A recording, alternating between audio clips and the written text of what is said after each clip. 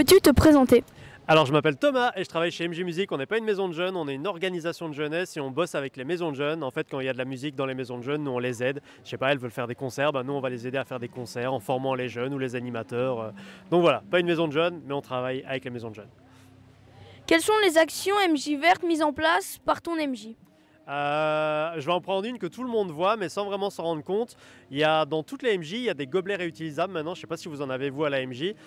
Tu vois, des gobelets en plastique. Il y a quelques années, il y a 10 ans, c'était pas encore vraiment répandu. Tout le monde utilisait des gobelets jetables. Tu te servais un verre et puis tu le jetais à la poubelle. Et donc il y a 10 ans, même un peu plus, je pense, il y a MJ Music qui a acheté des premiers gobelets réutilisables et elle en a donné. Donc on en a acheté puis on les a donnés aux maisons de jeunes. Et donc depuis, dans plein de maisons des jeunes, tu as des gobelets réutilisables. Donc tu utilises ton gobelet puis tu le laves puis tu le réutilises. Et maintenant il y en a partout. Mais à l'époque, quand on l'a fait il y a 10 ans, en fait, il n'y en avait pas partout. Donc voilà, ça a été un peu le premier truc éco-responsable. Alors maintenant, on s'en rend plus compte parce que des gobelets rejetables, tu en as dans tous les festivals, dans toutes les maisons des jeunes, dans tous les événements. À l'époque, c'était pas trop répandu. Donc voilà, c'est un des premiers trucs éco-responsables qu'on a fait et qui continue maintenant encore à exister. Tout le monde a des gobelets réutilisables maintenant depuis. Donc on est assez content d'être un peu, pas les premiers, mais en tout cas à une époque où ça se faisait pas beaucoup. Qu'est-ce que ton MJ pourrait encore faire plus pour l'environnement?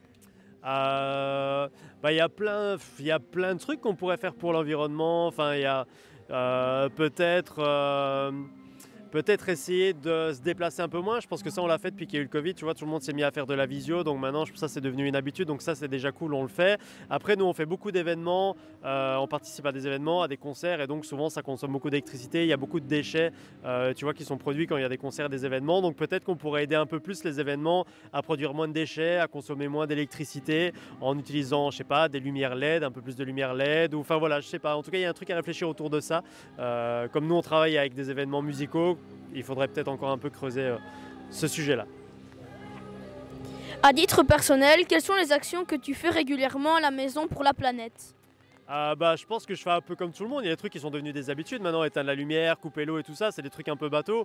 Mais moi, vraiment le truc que je fais le plus important, je pense, c'est d'essayer. Alors je sais pas si c'est vraiment écologiquement super, mais en tout cas j'essaie de consommer local. Je vais acheter dans les fermes tout près de chez moi et j'essaye de pas boire du coca, ou en tout cas un minimum. En tout cas, j'en ai pas chez moi.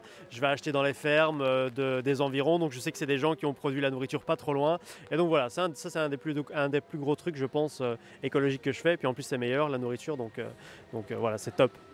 Quel message donnerais-tu aux autres jeunes pour les convaincre aux activités MJ Verte?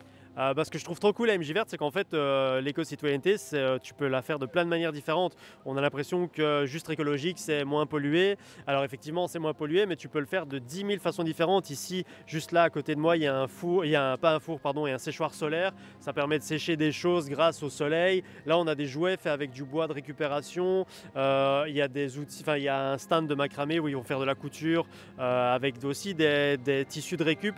Donc voilà, en fait, tu peux faire de l'écologie avec plein de choses. Tous les trucs de ta vie peuvent en fait devenir plus écologiques si tu y réfléchis dans la manière dont tu le fais. Genre là, on va faire des smoothies. Au lieu d'acheter un truc qui fonctionne à l'électricité, ils ont modifié un vélo pour faire un appareil à smoothie qui va couper les fruits. Donc voilà, en fait, il y a plein de moyens de faire des trucs écologiques. Tout peut devenir plus écologique, il faut juste réfléchir à la bonne manière de le faire. Et c'est ça qui est assez cool chez MJ Verte, c'est qu'on essaie de trouver des manières un peu fun. Comment vois-tu le futur de la planète? Plutôt positive ou pessimiste, et pourquoi?